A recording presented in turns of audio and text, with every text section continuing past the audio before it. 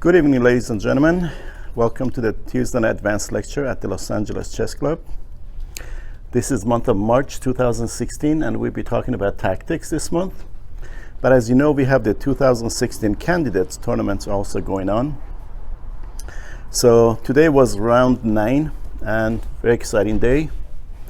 I'll be going over one of the games that happened today, which was between Viswanathan Anand from India against Levon Aronian from Armenia. It's not a game that is famous because of the tactics in it, but because of the way that Anand, based on very minimal advantages, ended up winning the game. It was a 6-6 move game. So Anand is white, Aronian is black. He opened with e4.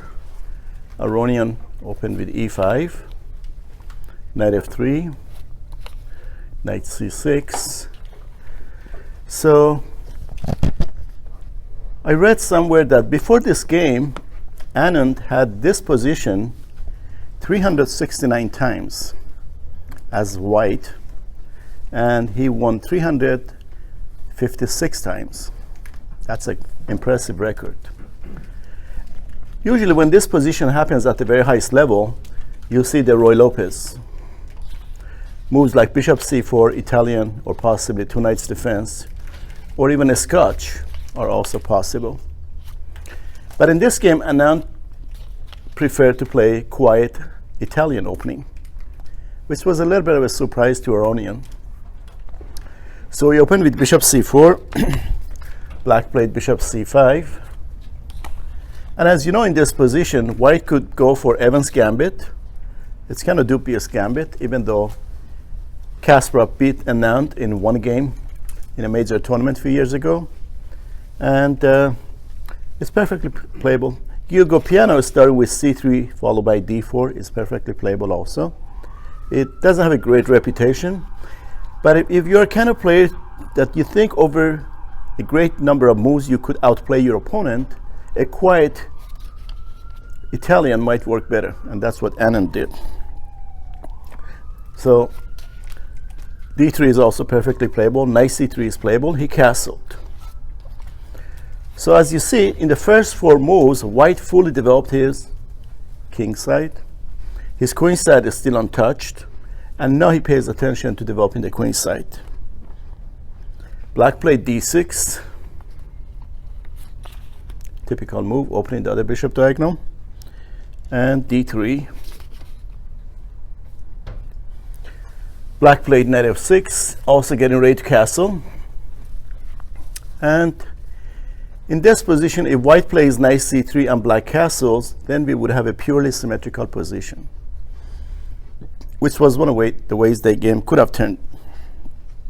But instead, Anand played c3. The idea of this move is eventually at some point to play d4. There are many moves possible for black.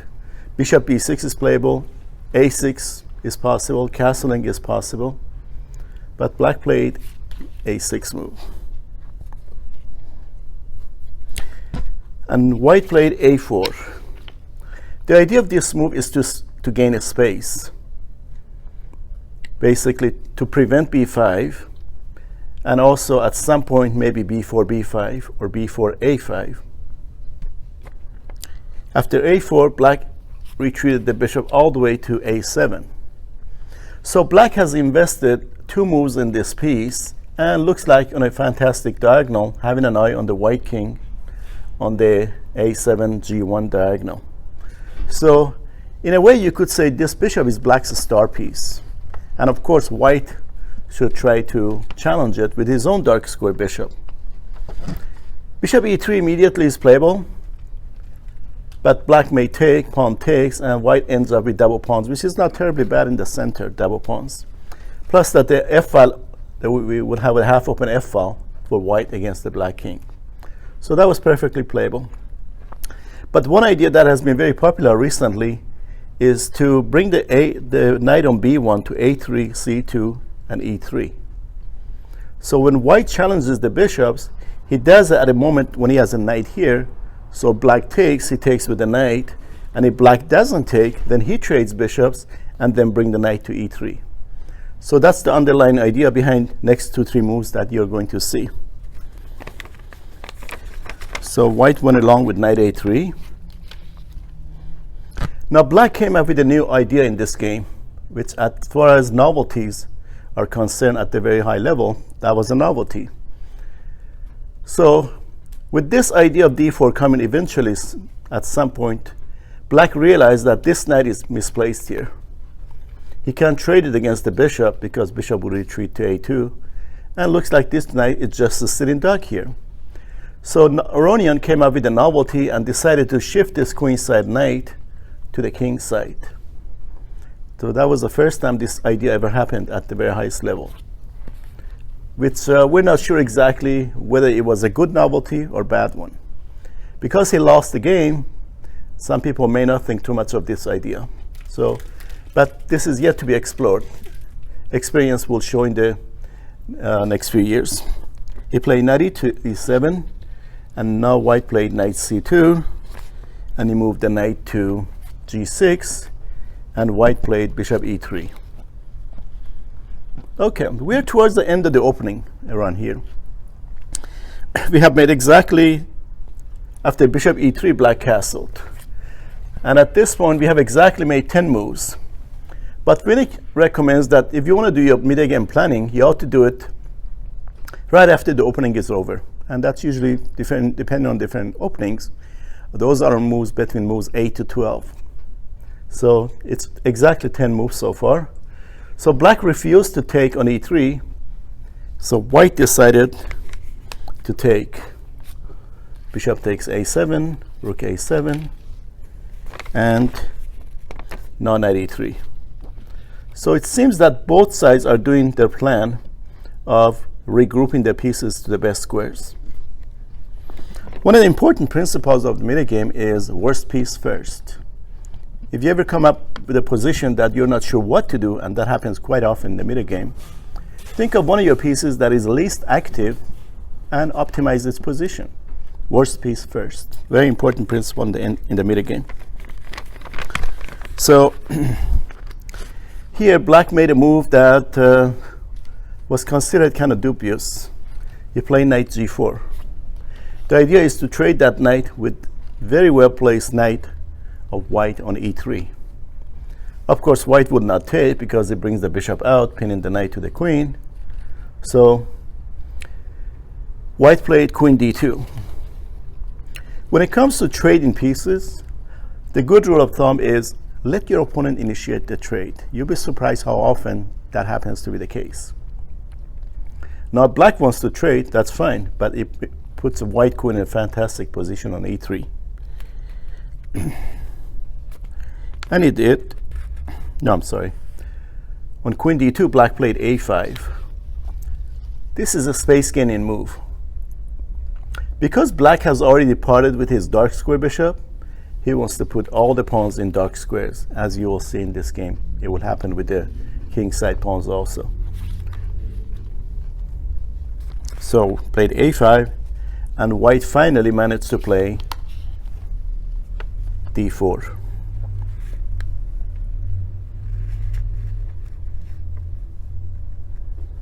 Black played rook a8. The principle behind this move is that you don't want to leave any of your pieces unpre or undefended, because that's how where tactics are born. Double attack, and all of a sudden you realize, oops, there's one target against an undefended rook, and there's another target against something else.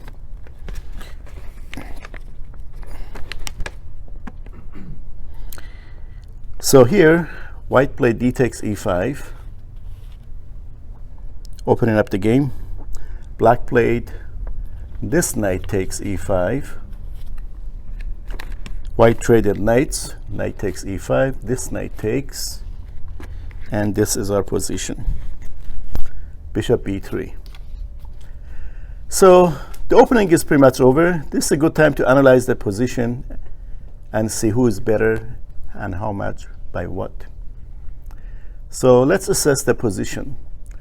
The factors in assessing a position are 5, and they are material, space, pawn formation, tactics, and king safety. So as you see, the material is equal. White has queen, 2 rooks, 2 minors, 7 pawns. Queen, 2 rooks, 2 minors, 7 pawns. Same color bishop, white square bishops. White has 4 to 3 on that side of the board. So that is a slight advantage for him. Another advantage that white has is the space. You can tell in this position that white has more space because he's got 2 pawns on the 4th row. Black has 1, and it's a side pawn. And white is dominating and controlling these light square bishops.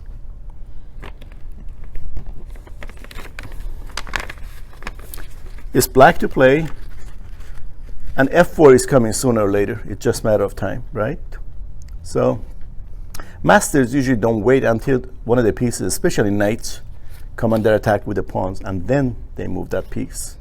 They usually do it in one move in advance. So black played knight d7. The idea of this move is to gang up against this pawn with knight f6, rook e8, and eventually force white to play f3 or defend this pawn somehow. Of course, white knows what black's plan is, and even though this bishop is on a great diagonal, a to g8 towards the black king, white decided to redeploy it to the b1 h7 diagonal, because this pawn is going to need protection sooner or later, and black is going to attack it. Sure enough, black played rook e8, Aronian, and white played f3. The pawn is already guarded, but this move brings some other ideas to mind, like queen f2, attack on the king's side, or even possibly at some point g4 and going for a pawn avalanche against the king's side. The space gaining moves. So on f3, black to play. There's just no good square for this bishop along this diagonal. Maybe knight f6 and bishop e6 would have been a better idea in the game, but that bishop on e6 would be a sitting duck, and it's just a matter of time that white advances the pawn and kicks those pieces. So Aronian decided to play another idea to fianchetto the queen bishop. That's a reasonable idea. b6. White played rook fd1. I have been asked many times by players, why not in this situation rook ad1? That rook seems to be on the f file, possibly want to go to the e file, so why not this rook? This happens quite often in queen pawn openings, whether white has his pawn is still on d4 or not. And it's just better to leave the f rook, because if white played f3, that means he has no plans to advance the f pawn. That means rook is misplaced on the f file. Over here is more flexible, plus that white may want to have a pawn avalanche with b4 in the game, and he needs that rook on a1 for protection of the a pawn, just in case the bishop goes away. Black to play, knight c5. Okay, what's the idea behind this move? Like I said, because of the 4-3 majority by white on the king's side, it'd be easier, and white should advance his pawns on the king's side of the board at some point. So this move, possibly with the idea of knight e6 and going to these squares, could be one idea behind it. So white immediately played b4 to kick the knight from this great square, and black moved the knight back to d7. Now, with the pawn on b4, white redeployed the bishop to c3, to b3. So you see what white did? Earlier moved the bishop to c2, advanced the b pawn, then moved the bishop back to b3, which is a better square. In other words, this position is better for white than this position. It's more aggressive. A third pawn came to the 4th row, and clearly you can tell white has a good space advantage. Black to play, knight f6. There is no target for this knight to attack. Probably the only target would be to prevent knight d5. If knight goes there, just take it. White played queen d4. Again, there's nothing to be captured or win with this move. It goes along with the principle of optimizing your piece positions. Moves like this are very tempting, but very bad, of course, because of d-pawn. Even if it wasn't for winning the d-pawn, it still would have been a bad move. So here, Black played a move, Aronian, that he criticizes in the post-mortem. Both players agreed that this was not a good move, and that was Queen e7.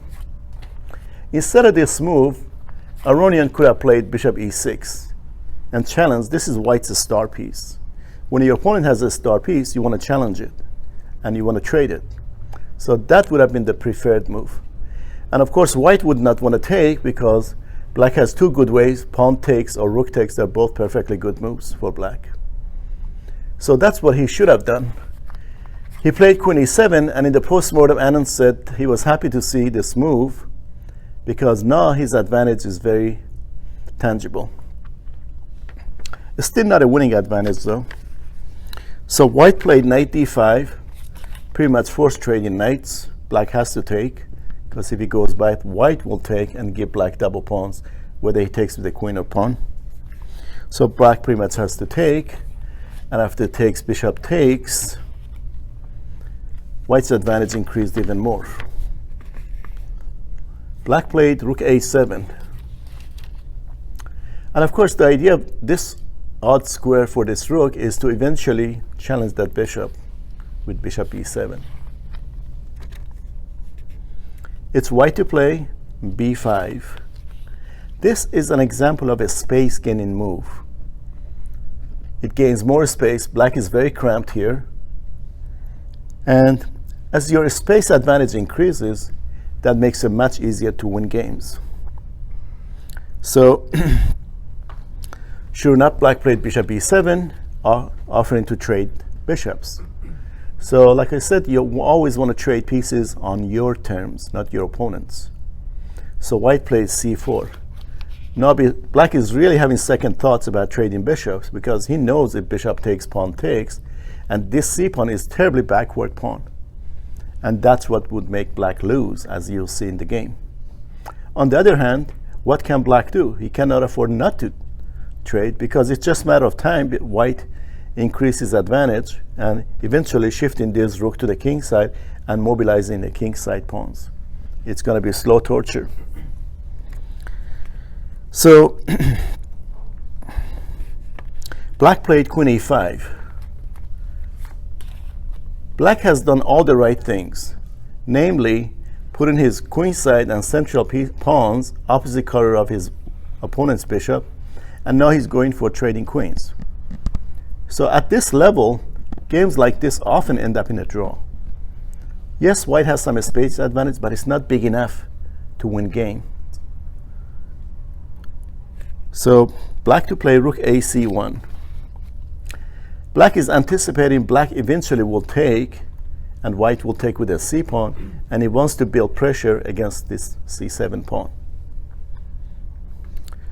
So Black traded queens, and at this time, a lot of people, including people in the commentary room, they thought it's going to be another lifeless draw. I mean, it's extremely difficult to win a game like this. So one of the ways in a situation like this that White can break through is to eventually play e5 with Rook e1, f4, and eventually e5. So this is a dark square. White wants to put as much pressure or control over that square as Black as possible. So f6 is one of the moves that he wants to make. But it's impossible to play f6 for now, so Black played king f8.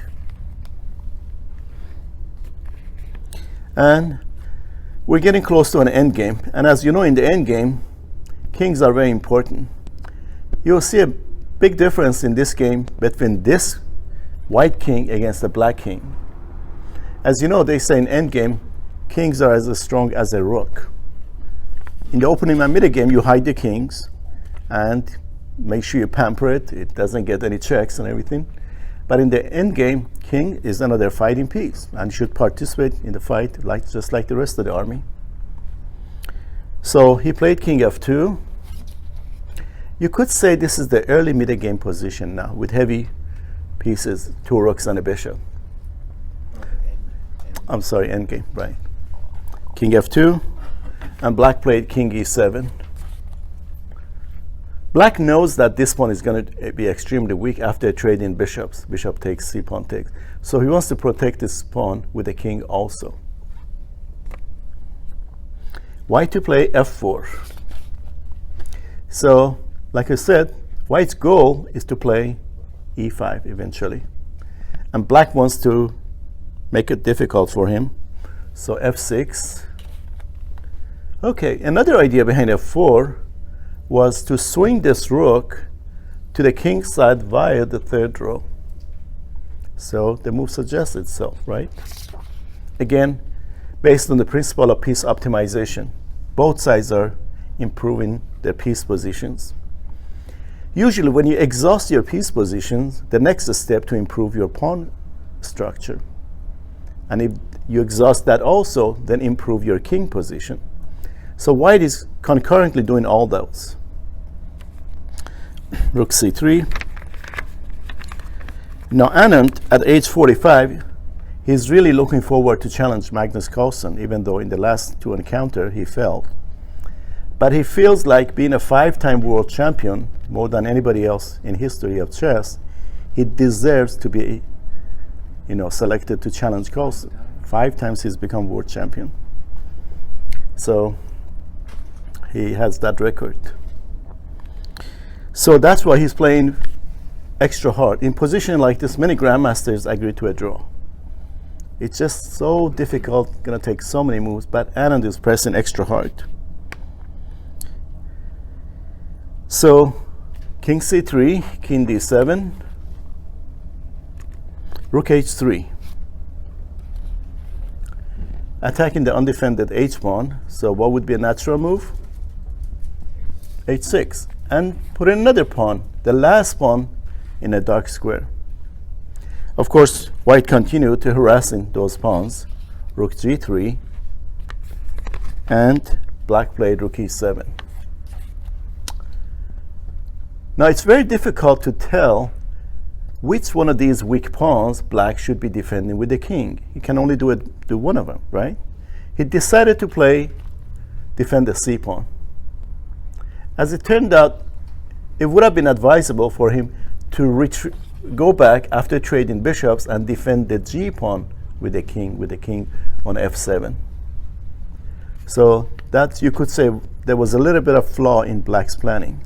Why is that? You'll see as the case of the game goes on. It's hard to tell at this point though, but because I saw the whole game, in the commentaries it came up, and they both players agreed with that too. So white played rook g6. The only point of this move is that eventually he wants to advance g and h pawns, and this is going to be the focal point. And his rook is obviously better placed on g6 than on g3. Black to play finally took the bishop. He is fully aware that more than likely white will take with the c pawn, and eventually white is going to pile up his rooks on the c file against this backward pawn. Okay, anybody knows the definition of a backward pawn in chess? It can't be protected by another pawn. Exactly. That's one. Cannot be protected with a pawn because this pawn has never moved anyway. So what else? It can't move forward. It cannot be advanced without losing. Without losing. Right. So when white took with the c pawn, white has a big bind on this square. So there's no way black can push this pawn 1 or 2 without losing it, because white, if he pushes 2, for example, white can take en passant and wins the pawn. And the third criteria for a pawn to be backward is exposed on a half open file. So cannot be defended with a pawn, cannot be advanced without losing the pawn, and exposed on a half open file.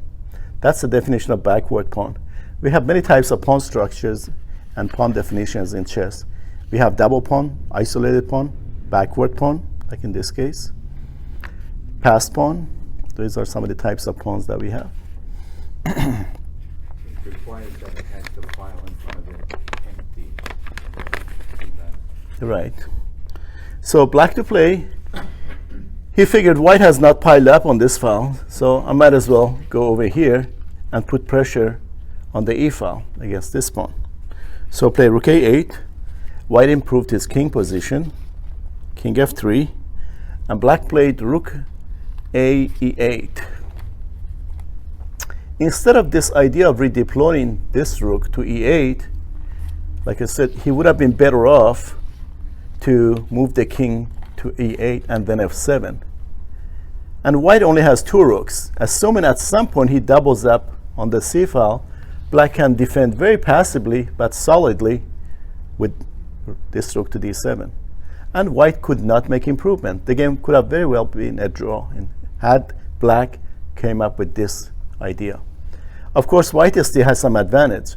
And since he's got nothing else to do, this rook is hanging, so he might as well defend it. And now he's going to go for the plan of g4, h4, g5, and forcing black to take. And of course, white still has a better position, but I don't see how white can win this game had black used this idea. So instead, his king remains on d7 guarding this one, and he double rooks on the e file.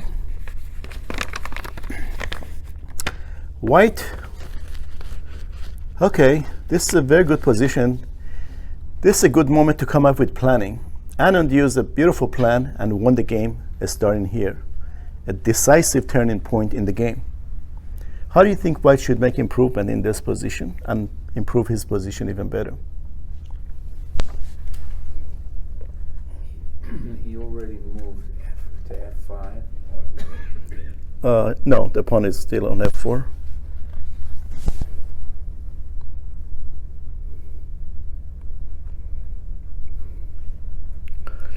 Looks like the king cannot improve because if he goes to g4, this pawn drops. But then if black decides to take this pawn, this black pawn on g7 will also drop. So then it becomes a question of who has the better king position. So like I said, one idea that probably Anand was pursuing was to play g4, h4, g5. But there will be a lot of liquidation. Very likely the game again could have been a draw. He decided to go with another plan. He decided to give up this pawn that black has doubled up against, and instead win the g pawn and improve his king position even more. So sometimes at the very high level, when you try to win a game and you have a slight advantage, that slight advantage is not good enough to win the game. So you combine that with another slight advantage. In this position, white has a space advantage. It's clear in this position, right? Another advantage that white has is better king position. So combine, this is called the principle of 2 weaknesses. You combine these 2 weaknesses and they're big enough for a win. So white embarked for his king march, going deep into the heart of black's position. King g4, and Aronian can just do nothing. But if he does nothing, like moving the king back and forth, white will go to king f5, guarding this pawn a second time, and possibly embarking on g4, h4, g5, which is a very difficult way to win this game. Maybe not even winning. But Aronian, these guys last thing they like is passive positions.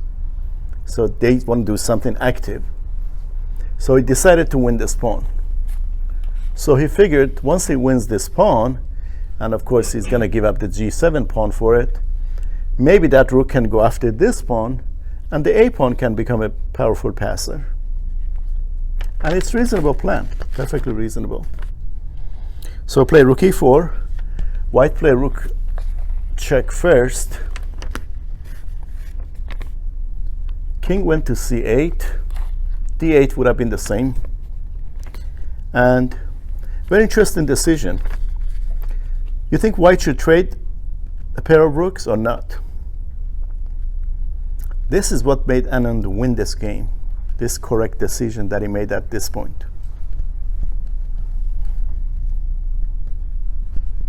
Daniel King is a grandmaster, and he annotated this game on chessbase.com. And He thought that makes no difference for white to trade rooks or not, but actually makes a huge difference. And Anand in the postmortem said it's a lot easier to win games and control and defend pawns with 4 rooks on the board rather than 2. So he did not trade, mainly also because black has a terrible weakness here. The idea of rook refusing to trade rooks, black doesn't have time to win the A pawn because after the rook c2, we have 1 pig on the 7th row already, and there would be 2 of them, and that would be devastating. So already black should worry about defending this pawn. How can he do that? He can play rook c4, but this is the rook that has offensive role, and he's supposed to win this pawn. Now it has a purely defensive role. Another way is to try to defend this pawn with that rook.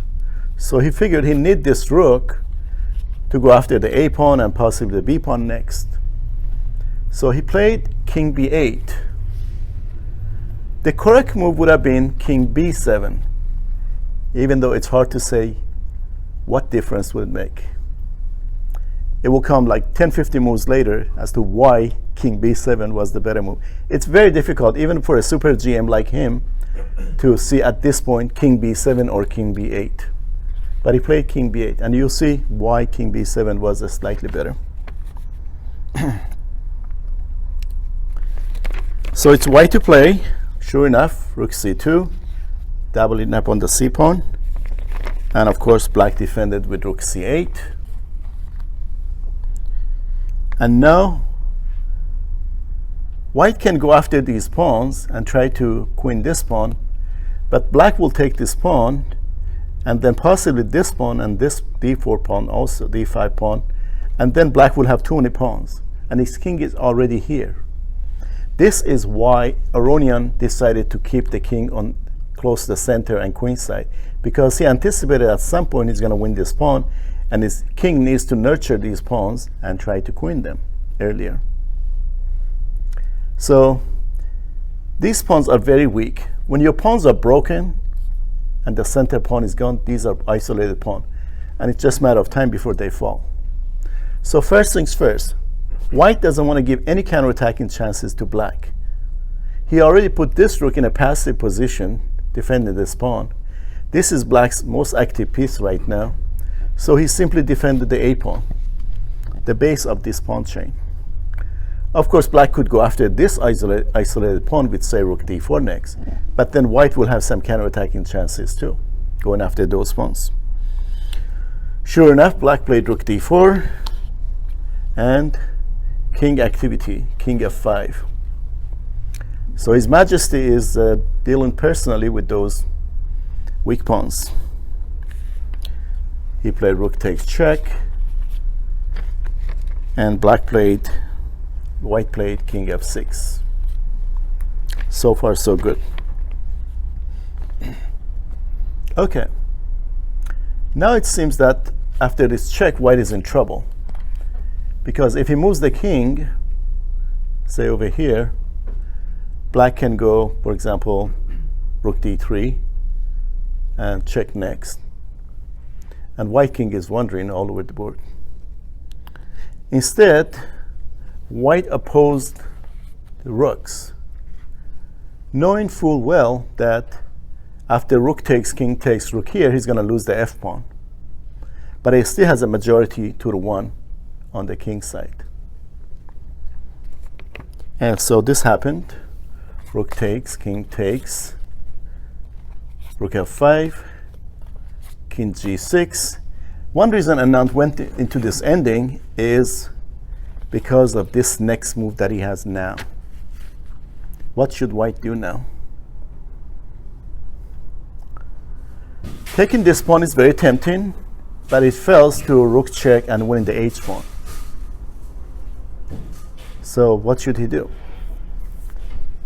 He doesn't want to let black defend this pawn. At the same time, he doesn't want to lose anything, and he's going to capture this pawn, and it will have 2 connected pass pawns, which makes it a lot easier to win the game. Beautiful move. Pawn g3. You see the base of this pawn chain on this side of the board and the base of this pawn chain on this side of the board are both guarded with the rook. No matter where this rook goes, any reasonable square, and white will capture the h1, and this would be a theoretical win. Huge advantage. So black played rook c4. He's trying to advance his own pass pawn. By definition, black's d pawn is a pass pawn. This is the only pass pawn on the chessboard right now. Anybody knows definition of a pass pawn? No pawns on either side of it. A pawn that is passed. Just kidding. A pawn that on its way to becoming a queen, there is no opponent's pawn in front of it or in the adjacent files. In other words, if we remove all the pieces from the board, kings, rooks, this pawn can just march and become a queen with no problem from a white pawn on the C, D, or E file. So this is the only pass pawn. So sure enough, white took this pawn, and black advanced his pass pawn, D5. Already, I think both sides know that this position is lost for black, but it doesn't mean you should give up. Rook endings are hardest of all endings, so he's trying to put as much resistance as possible, black, in this position, because still, it's very tricky, and a slightest mistake by white could end up drawing the game. So it's white to play, and Anand was not happy with his next move at all. He's obviously trying to advance these pawns, right? So what should he do? Looks like he needs king's help. Anybody has any idea what you think black should play, white should play in this position? Anand really criticized this move, and he said, I can't believe I made such a ridiculous move. Of course, his advantage is so huge that he ended up winning the game, but he did not make the most accurate move here. King g5 was the correct move that he missed. Congratulations, you found a move that 5-time world champion missed.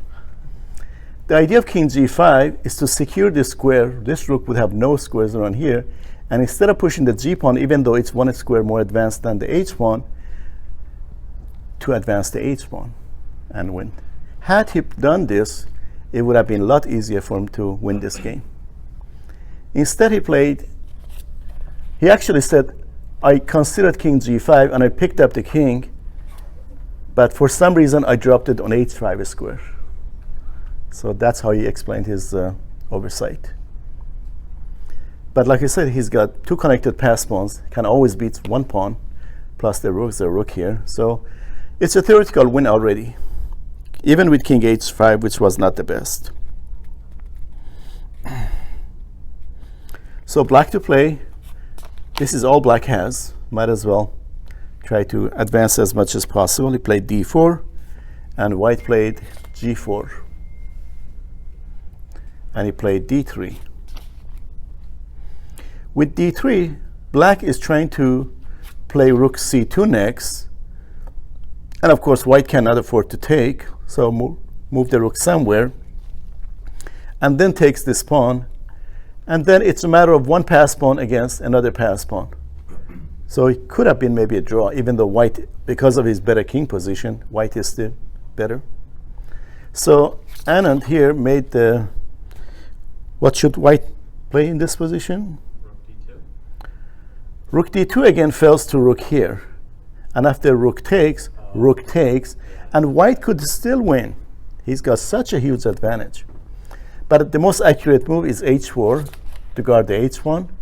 And now, of course, on rook c2, he just plays rook a3, and if he pushes the pawn, rook behind pass pawn. So Rook behind pass pawn is there's no way to queen it. I can always trade it. rook behind pass pawn is the most powerful way against the pawn. There's a saying in chess, your rooks belong behind pass pawns, whether yours or your opponent's. Because if it's your pawn and your rook is behind it, as the pawn advances, it gives more scope and mobility and space to your rook.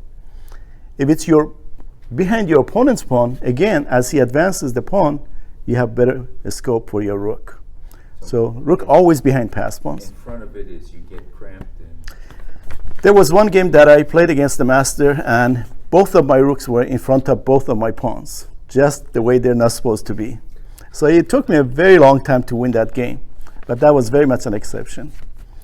And I had to go along with that. It's not that was my choice. I had to. My rooks were already in front of the pawn. Okay, so after h4, black played rook d4. This move is very tempting, but remember, rooks belong behind passed pawns, whether yours or your opponent's. So what is white's only move here?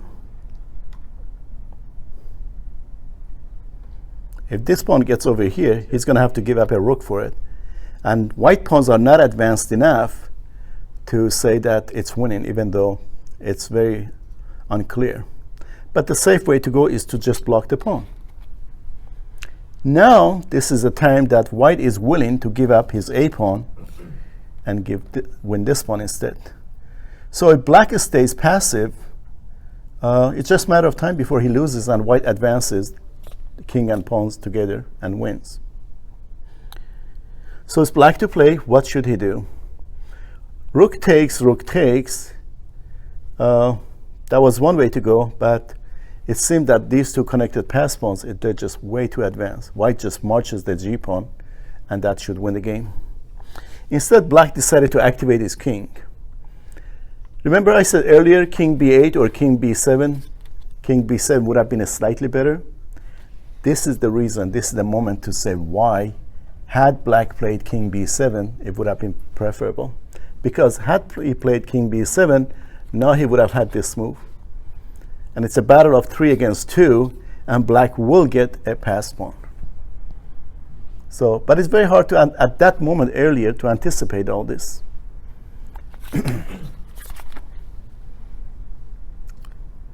So he played king c8. And white played g5, king d7. He's hoping to go in front of those pawns with a king, and he's got this pass pawn. This rook is pretty much frozen here on d2, so this rook cannot participate. The question is, can a king and a rook stop this king and two pawns? And he came very close to being able to do that. g5, king, rook d2, rook c8. Okay, I made. Okay, this is the position. g5 would not have been a good move, because then black will go to king d7, followed by king f8, and after this check and king here, once this king gets to g8, this is not a winning position for white. I mean, you can even go here. But now, white would be in Zugzwang, right? He has no king move. His rook move, that means rook back, pushing the pawn. That's no improvement. These pawns are no good to push. So this would have been the position had he played g6. That's why in this position, he decided to play king g6. This is the correct move, with the idea of marching the h pawn again. So again, black can be passive and move the rook over here. White will advance the pawn, but he will eventually create a mate threat. He goes all the way over here trying to queen that pawn, and after king here, with a move like rook here now, could win with the idea of h7, king h8. So that's one way to go. Let's see if this king can get there on time.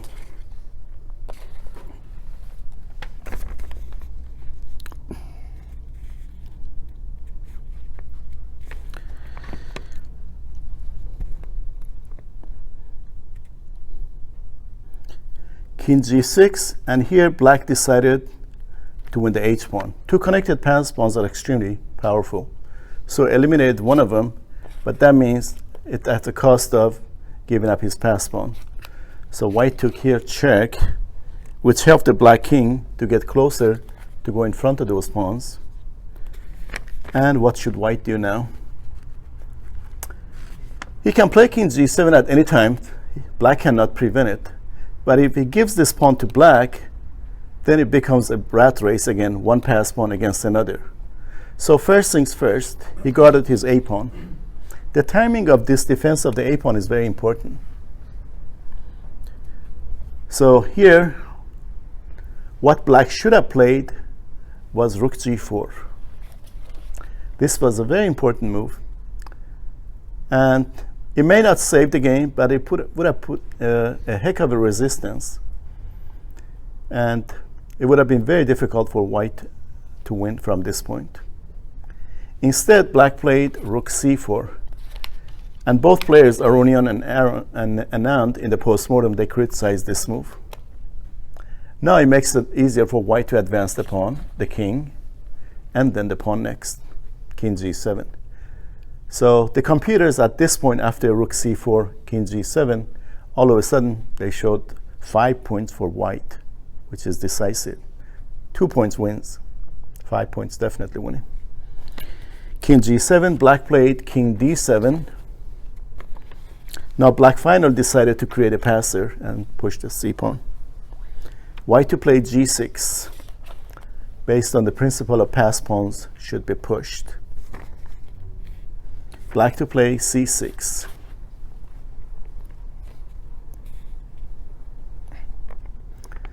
Of course, taking it is possible, and it would have won the game anyway. Take, rook takes, say, king f7, followed by g7. But Anand played king f6, and besides, after take, that pawn is still can advance.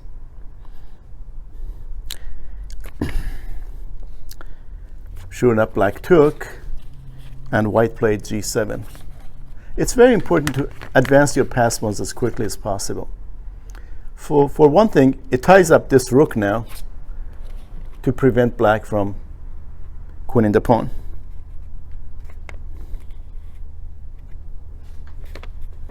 And now white captured the pawn. So black will never have a chance to go after this pawn now. If he plays, for example, king here, white will stop him from getting close to his pawn. And he's got so many winning ways, including check and take, or just win that rook for that pawn. This is definitely winning for white. Instead,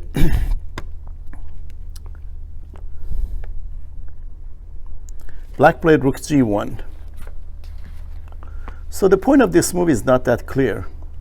Maybe he's trying to, he figured, if king here, check, king here, check, king here, on another check, king here.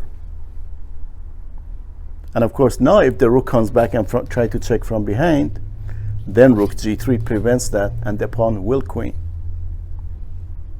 So that's the point of his rook g1.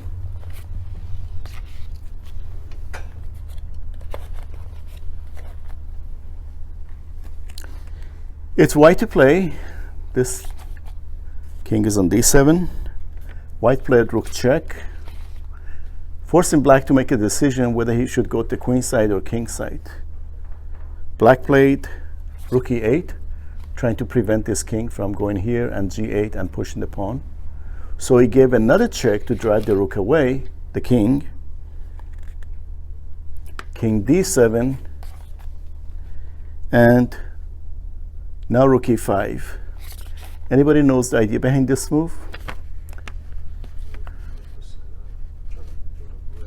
Trying to build a bridge, or Lucina position, as is known also. The idea is to play king f6 now, next, and advance the pawn, and then rook g5.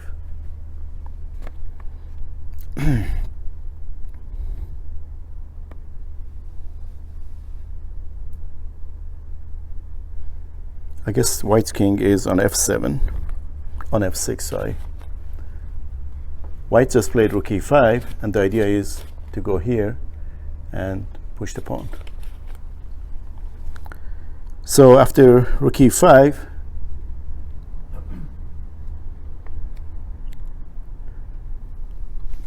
oh, in this position earlier, let me go back.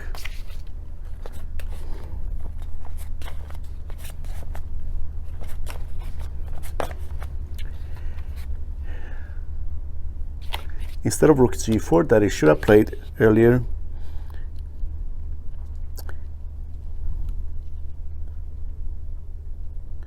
okay, he played rook c4, king g7, king d7, g6, c6, king f6, pawn takes, g7, rook g4, and then pawn takes. This is the position. This is where black played rook g1, white gave a check, king e8, another check forcing the king away from the pawn, and rook e5. Lucina position. The idea is rook g5 and queen the pawn. So black figured this is the best chance to prevent the pawn from queening, so he decided to give up the rook for the pawn. And he was probably expecting Anand to play king takes rook, which is a reasonable move. But Anand has one more finesse. He threw in this check first. This is an example of a beautiful Sushin Zug move, in between move. He's going to capture the rook. Rook can't escape. But this check moves the king away, and it's up to the king to decide to go to one of these three squares, and then capturing the rook, which means no counterattack for black at all. And this is the moment that black finally resigned. A quiet game. It's funny that in this game, Anand played just like Capablanco or Carlsen. Squeezed and finally reached the full point with a slight advantage, with the space advantage that he had and better king position, principle of two weaknesses. Okay, hope you guys enjoyed this game. With this game, Anand tied for first with Karyakin. Today was a rest day. They didn't have game. This was game from yesterday. And tomorrow they will play again. And if Anand wins tomorrow, very likely he will be the candidate to challenge Carlsen. So we're going to find out the rest of this week who is going to be the challenger to Carlsen. And the games, World Championship games, are going to be in November and in New York City. So first time in a while that the finals of the World Championships are in the US. All right. Thanks for your time. Started his adventure to get to Russia and become the world champion. At the Marshall Chess Club and all those places. Right. I'm not. I don't think it's going to be at Marshall Club though. Probably they have another venue. Okay, guys, we'll take a break and we come back in a few minutes for a second game. Points in there that you mentioned about